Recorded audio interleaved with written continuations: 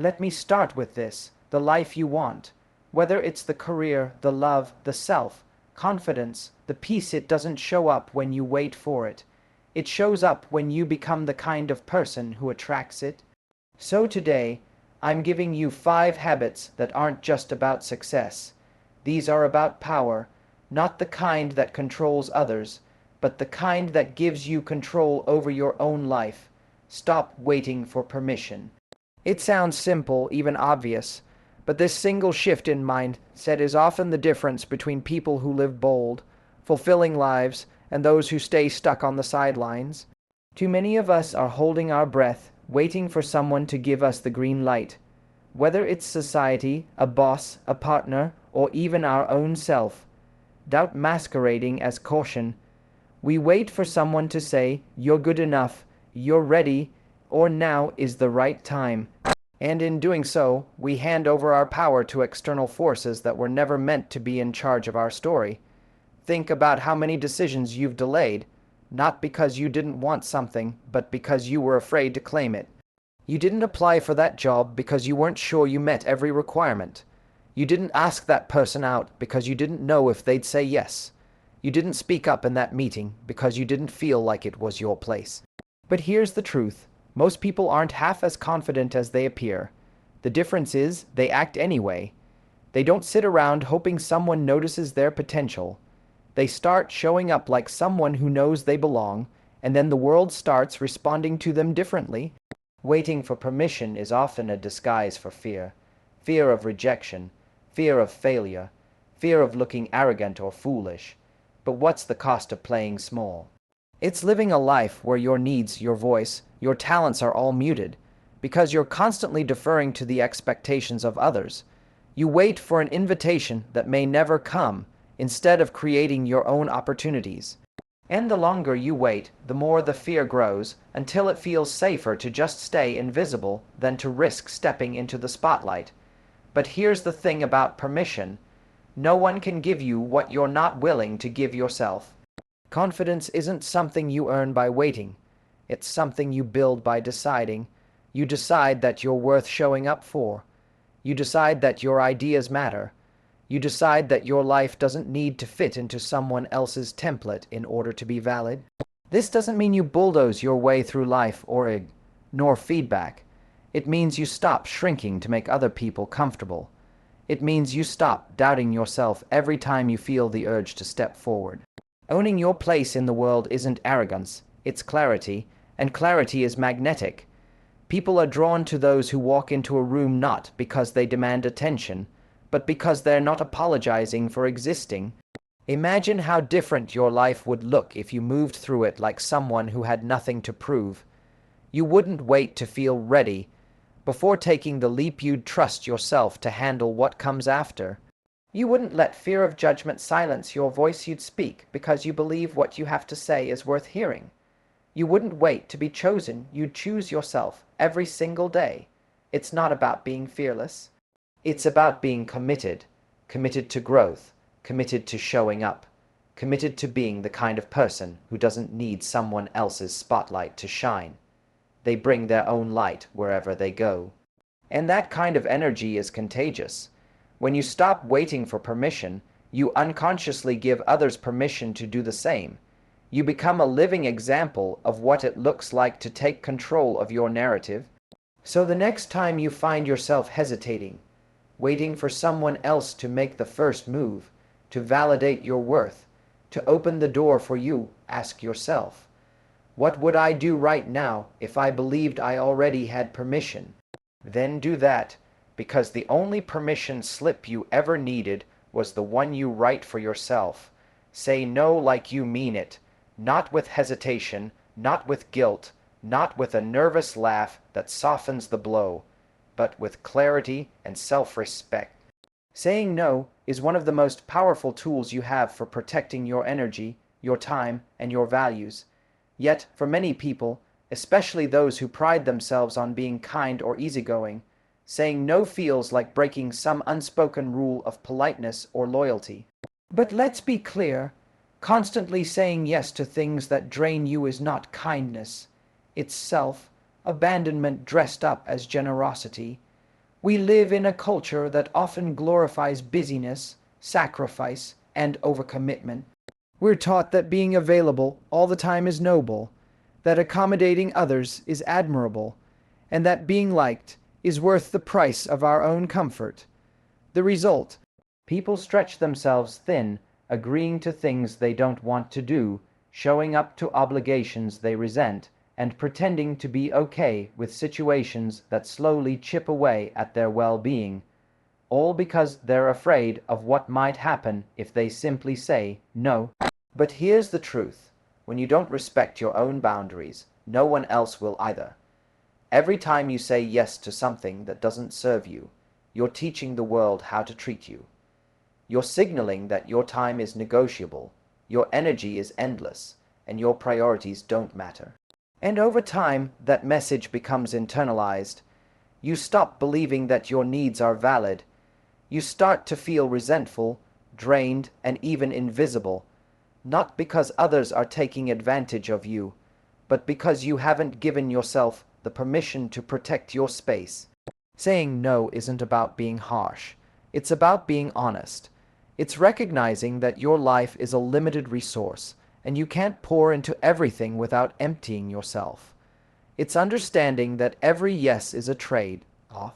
When you agree to something out of guilt or fear, you are saying no to something else: your rest, your focus, your family, your dreams. And the things that truly matter begin to suffer, not because you don't care, but because you've been too busy fulfilling everyone else's expectations.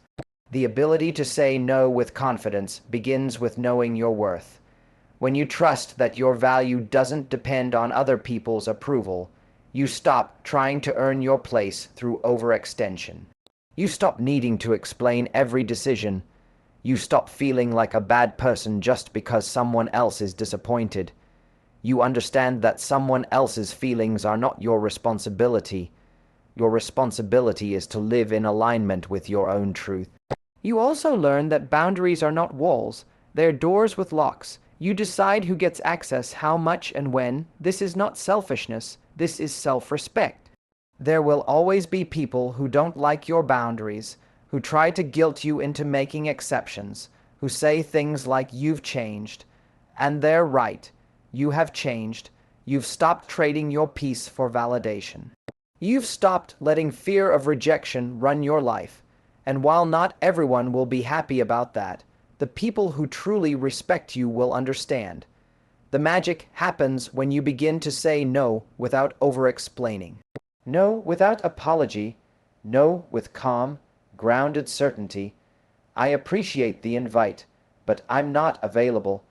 Thanks for thinking of me, but I can't commit to that right now. You don't need to list excuses. You don't need to justify your reasons. A boundary is a full sentence, and your peace doesn't require negotiation. This isn't just about declining things you don't want to do. It's about creating space for the things you do. When you stop filling your calendar with obligations that drain you, you make room for the work, the people, and the experiences that actually light you up.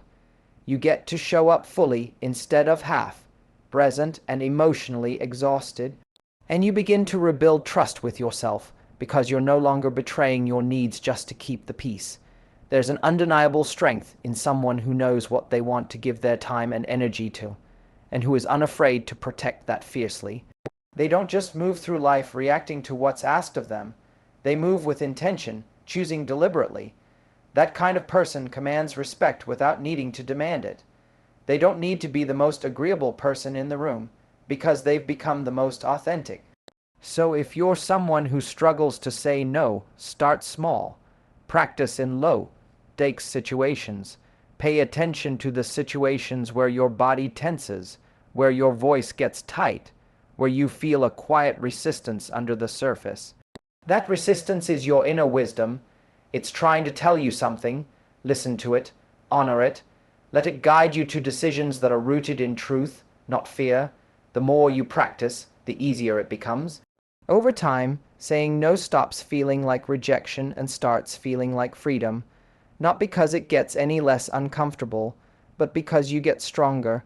You stop living your life in response to other people's expectations, and you start living from a place of deep, grounded self-respect. And that is when you truly begin to reclaim your power, ask better questions. That's it. That's the pivot most people miss when they feel stuck, confused, or overwhelmed. It sounds simple, but it's one of the most powerful shifts you can make in your inner dialogue. Because the questions you ask yourself every day are like a compass. They quietly shape your mindset, your emotions, and ultimately your actions. Most people don't even realize they're asking the wrong questions over and over, and then wondering why they feel anxious, unmotivated, or powerless. The mind is like a search engine. It gives you answers based on the questions you type in. So if you ask something like, "Why am I such a failure?" your brain doesn't push back and say, "You're not." It digs into your memory banks and starts pulling up evidence. The time you messed up that presentation, the text you shouldn't have sent, the moment you froze in a job interview. You're training your brain to find proof of your insecurities, not because they're true, but because your question told it to. Now imagine changing the question to, "What can I learn from this?" or "How can I grow from this experience?" Suddenly, your brain is looking in a completely different drawer. It starts finding insight instead of shame, growth instead of defeat. That one shift doesn't just change your mindset, it can change your behavior, and from there, the results you get in your life. People often spiral not because their life is falling apart, but because they keep asking disempowering questions. Why don't people like me? What if I fail again? Why does this always happen to me? These questions create a loop, one that leads to self-pity, fear, or paralysis. They keep you stuck because they're rooted in the assumption that something is wrong with you or that you're a passive character in your own story. Empowering questions, on the other hand, do the opposite. They start with the belief that you are resourceful, capable, and in control of your next step. What's one small thing I can do to shift this? What would the best version of me do right now? What am I avoiding that I need to face? These kinds of questions open doors instead of closing them. They lead to action, not overthinking. They make you curious instead of critical. There's a difference between introspection and self-judgment. Introspection is when you ask questions that help you understand yourself, that lead to growth and healing. Self-judgment is when you ask questions that trap you in guilt, shame, or doubt. A lot of people confuse the two. They think they're being reflective when really they're just beating themselves up with different words. You can tell the difference by the emotional energy a question gives you. If it makes you feel stuck, heavy, or small, it's probably not a good question. If it gives you clarity, momentum, or peace, you're probably asking the right one. The quality of your life is shaped by the quality of your questions, because questions influence what you notice, what you focus on, and what you believe is possible. Think about a tough situation you've gone through recently. Maybe a breakup, a job loss, or a period of burnout. What questions did you ask yourself in those moments? Were they laced with blame, like "What's wrong with me?" or "Why does no one stay?" Or were they rooted in growth, like "What patterns do I need to break?" Or "What would healing look like right now?" The first kind keeps you cycling in the same pain. The second kind pushes you forward, even when the progress is slow. Learning to ask better questions isn't about becoming relentlessly positive or avoiding hard feelings. It's about taking the reins of your thought process. It's about refusing to be at the mercy of automatic, fear-based thinking. You might not control the first thought that pops into your head, but you do control the second one. That second thought, that's your chance to shift the question. In relationships, this skill is crucial. Instead of asking, "Why don't they love me the way I want?" ask, "Am I clearly communicating what I need? Or is this relationship aligned with my values?" In career decisions, instead of spiraling with, "What if I'm not good enough?" ask, "What skills do I need to build to become more confident in this role?" You stop seeing life as something that's happening to you and start seeing it as something you're actively shaping. This mindset doesn't make life easy, but it makes you powerful because it means you're not just reacting, you're responding with intention. You're choosing curiosity over criticism, possibilities over problems, progress over perfection. And the beautiful part is, the more you practice this, the more natural it becomes. You start catching those old fear-driven questions before they take hold. You learn to interrupt them with better ones. And in doing so, you retrain your brain to look for growth, for action, for peace. Not because you're naive, but because you've learned that power doesn't come from having all the answers.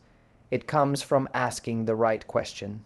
Practice relentless self-respect, not the kind that comes and goes based on how others treat you, not the kind that needs applause to feel valid, but the kind that runs deep, unshakable, constant, and quiet. The kind of self-respect that isn't about ego or attitude, but about inner alignment. It's about choosing, day after day, to honor yourself in the way you show up, the way you speak, the way you let others treat you, and most importantly, in the way you treat yourself. Most people don't lose themselves all at once. They lose themselves in small moments, when they laugh at a joke that hurts, when they stay quiet to avoid conflict, when they accept crumbs and call it care. Over time, they teach themselves to tolerate less than they deserve. It doesn't happen because they're weak, it happens because they're kind, compassionate, and often too understanding of other people's behavior. But relentless self-respect requires a different kind of strength. It's a decision that says, I will not betray myself just to keep the peace. I will not abandon my truth so someone else can stay comfortable. You don't have to be angry to set a boundary. You don't have to be loud to command respect. But you do have to be clear. People often think boundaries are about pushing others away, but they're actually about drawing a line that says, here is where I begin, and here is what I will and will not allow.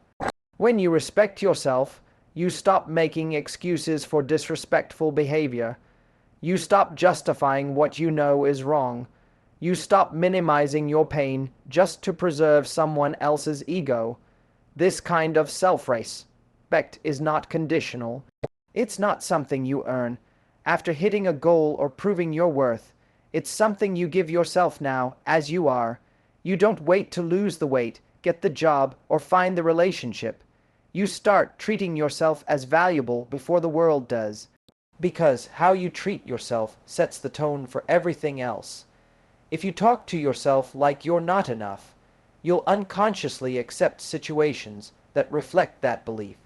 If you show up for yourself with compassion, honesty, and care, you'll start attracting people and experiences that match that energy.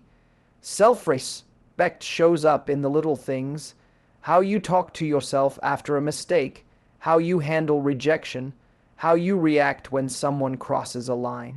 Do you spiral into self-criticism, or do you remind yourself that one moment doesn't define you? Do you chase validation, or do you come back to your own center and remind yourself that your worth doesn't disappear just because someone failed to see it? Practicing relentless self-respect also means staying aligned with your standards, even when it's hard, especially when it's hard. It means not texting them back just because you're lonely. It means not tolerating a job that drains your soul just because it's familiar. It means walking away from situations that no longer align, not with bitterness, but with clarity. You're not punishing anyone. You're protecting your peace. You will be tested. There will be moments when it would be easier to bend, to stay quiet, to accept less. But every time you choose yourself, even when it's uncomfortable, you reinforce your self-worth. You send yourself the message, I matter. I deserve more than this. That message starts to rewrite the patterns that kept you small. It builds a new default where you no longer beg for respect. You expect it. And when you expect it, something powerful happens. You stop feeling the need to prove yourself. You stop chasing people who don't see your value. You stop apologizing for taking up space, There's a calm that comes with knowing you don't have to convince anyone of your worth. You become magnetic, not because you're trying, but because there's nothing more attractive than someone who is grounded in who they are. But here's the truth most people don't talk about. Self-respect is often lonely at first. When you start honoring your boundaries, some people will fall away. When you stop people pleasing, not everyone will understand. But that's okay. The space they leave behind makes room for something better. People who see you, support you, and love you for who you really are, not for who you pretended to be to keep the peace. You will learn to trust yourself more deeply, not because you always get it right, but because you know you'll stand by yourself no matter what. You'll learn to forgive yourself faster, bounce back stronger, and speak up even when your voice shakes. That's what relentless self-respect looks like. It's not about perfection. It's about alignment. It's about waking up every day and deciding, no matter what happens today, I will not abandon myself. That's a commitment you make moment by moment. In how you speak, in what you accept, in what you walk away from. It's not something you do once. It's something you become. And once you do, everything around you begins to shift. Not because the world changed, but because you did. You stopped waiting to be treated with respect and started treating yourself like someone who is already worthy, because you are, always have been. Take imperfect action. This concept is one of the most powerful yet overlooked tools for success, personal growth, and inner peace. We live in a world where perfection is often idolized. We're constantly bombarded with images of flawless outcomes, perfect bodies, perfect careers, perfect relationships. And the underlying message is clear: you're not enough unless it's perfect. But here's the truth: perfection doesn't exist. The pursuit of perfection is what keeps most people stuck, paralyzed by fear, uncertainty, and self-doubt. But imperfect action, that's what leads to growth, progress, and the discovery of your true potential. So why does imperfect action work? First and foremost, because it shifts you from being a passive observer of your life to an active participant. It's easy to get stuck in the cycle of overthinking, endlessly researching, and planning for the perfect moment. You convince yourself that you need more knowledge, more experience, or more time to get it just right. But while you're waiting for everything to fall into place, life continues moving forward. The people who succeed are not the ones who wait until everything is perfect. They are the ones who move despite the uncertainty. They are the ones who choose to learn through action, even if that means making mistakes along the way. Imperfect action allows you to build momentum. There's a saying, action breeds clarity. The more you move, the more you learn, and the more you grow. When you take that first step, no matter how shaky it may be, you start to see the reality of a situation. You get feedback, whether it's success, failure, or something in between, and that feedback is invaluable. It shows you what works, what doesn't, and where you need to adjust. But if you're sitting on the sidelines, waiting for everything to align perfectly, you'll never get that clarity. You'll be stuck in a loop of fear and overthinking, all while the world moves on without you. Taking imperfect action also removes the pressure that comes with trying to do everything perfectly. You stop holding yourself to impossible standards. Instead of focusing on whether or not you're going to fail, you focus on how you're going to grow from the experience. When you accept that mistakes are part of the journey, you free yourself from the paralyzing fear of making them. Every misstep becomes an opportunity to learn, to adjust, and to improve. And over time, the mistakes become less frequent and the successes become more abundant. One of the biggest obstacles to taking action is the fear of failure. Most people avoid starting something because they're afraid they won't be good at it, or worse, that they'll be judged by others. This fear can paralyze you, but here's a truth. Everyone who has ever achieved anything meaningful has failed along the way. Every successful entrepreneur, every accomplished artist, every top-performing athlete, they've all faced setbacks, rejections, and mistakes. What differentiates them is not their lack of failure, but their willingness to fail forward. They take action, they learn from it, and they keep going. Imperfect action also builds confidence. Every time you push through your fear and take action, you prove to yourself that you are capable. Confidence is not something you get from waiting for the perfect conditions. Confidence is built from doing, even when you feel unprepared. Every small step you take, every decision you make, no matter how imperfect, increases your belief in your ability to handle challenges. And the more you act, the more you realize that perfection was never the goal. Progress was. Another powerful aspect of imperfect action is that it keeps you out of the comparison trap. So often, we look at others who appear to have it all together, and we think that we have to match their level of competence and success before we can take action. But the truth is, most of the people you admire didn't get to where they are by waiting for perfection. They got there by taking messy, imperfect steps, just like you can. The more you focus on taking your own steps at your own pace, the less you'll be worried about how others are moving. You'll be too busy focusing on your own growth to care about anyone else's journey. One of the biggest myths about action is that it has to be big. It doesn't. Small actions lead to big changes.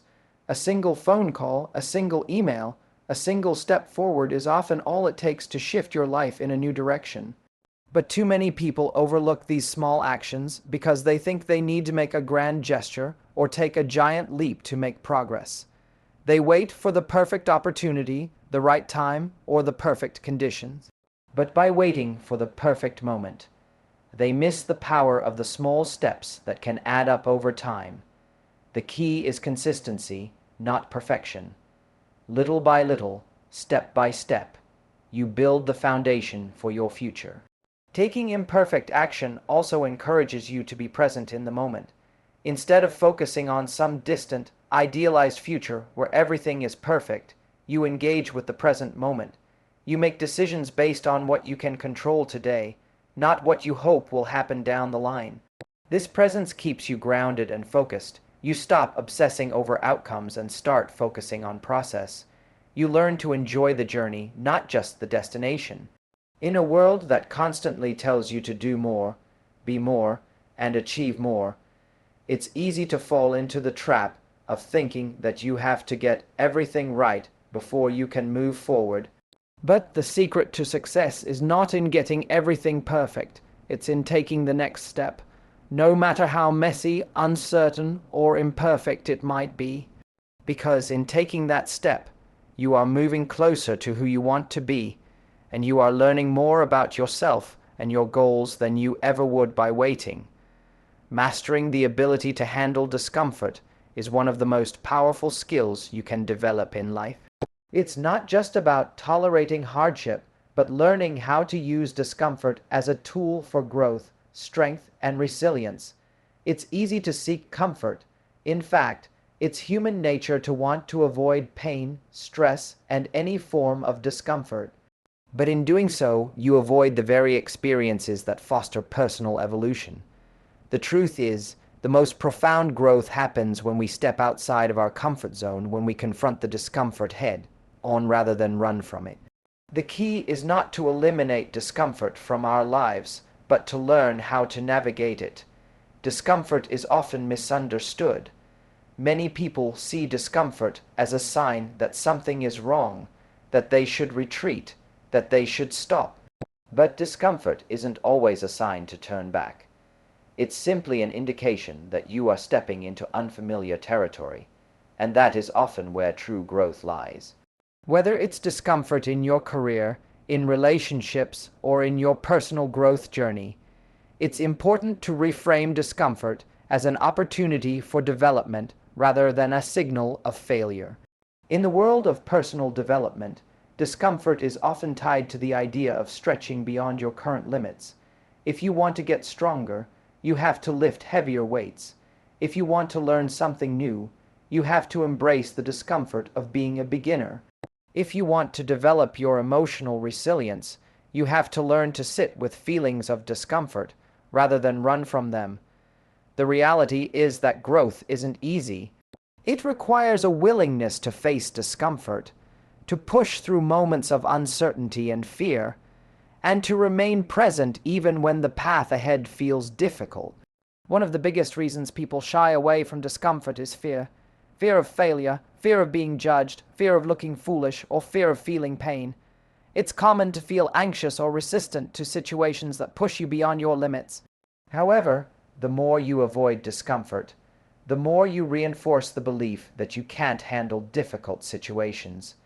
In reality, the more you expose yourself to discomfort, the more you build resilience. The first time you take a risk, or speak in front of a crowd, or try something new, it may feel incredibly uncomfortable. But the more you do it, the more you build your capacity to handle discomfort. The discomfort becomes less intimidating as you develop the mental muscle to work through it.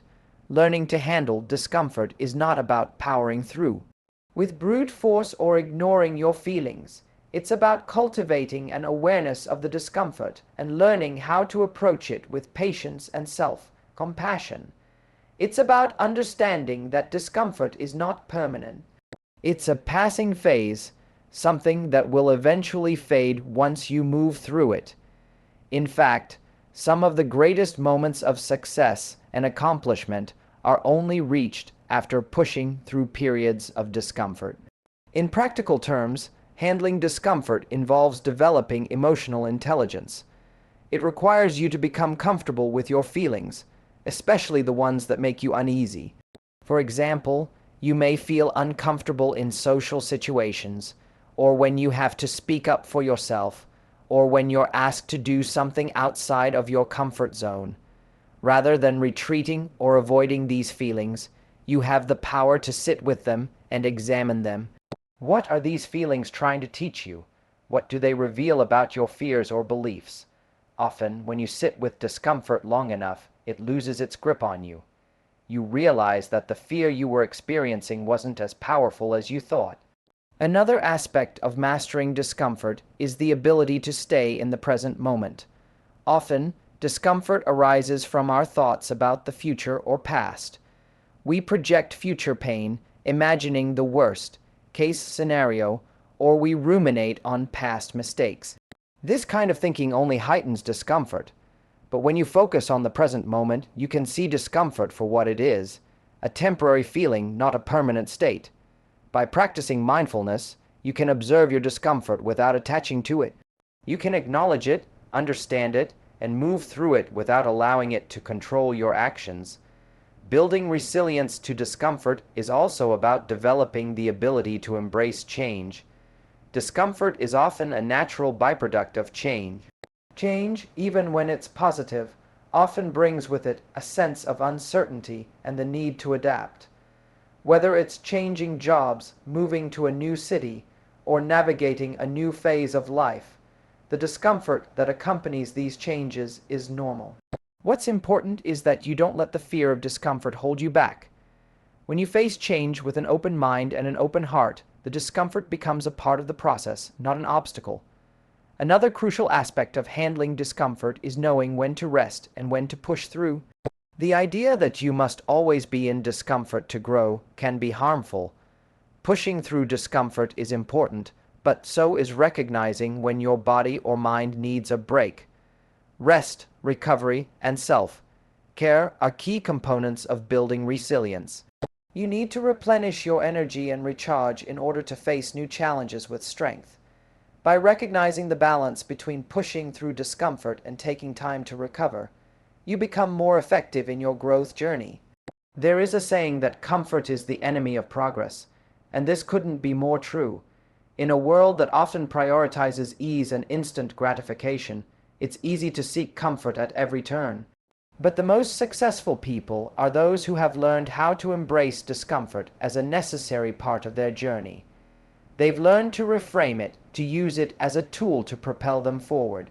Whether it's discomfort from learning new skills, experiencing emotional growth, or stepping into new roles and responsibilities, they understand that discomfort is not a sign to stop, it's a sign to keep going.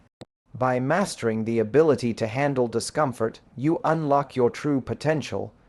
You stop running from challenges and instead you welcome them as opportunities. Over time, your tolerance for discomfort increases, and you become stronger, more adaptable, and more confident in your ability to navigate whatever life throws at you. Discomfort is no longer something to fear. It becomes a sign of progress, growth, and the exciting possibility of becoming the person you're meant to be.